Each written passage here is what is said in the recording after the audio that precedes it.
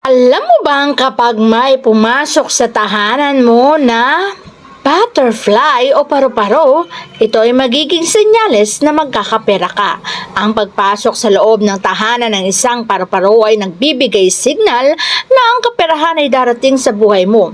Hindi sila pumapasok sa isang bahay kung wala silang ipinapahiwatig o binibigay na senyales. Kaya naman matuwa ka kung may pumasok na paru-paro sa loob ng iyong bahay. Bibihira lamang ang mga paru-paro na pumapasok sa tahanan. Ngunit kapag napili nitong pumasok sa tahanan mo, ay may nais silang ipabatid o ipaalam sa mga taong nakatira sa tahanan na yon.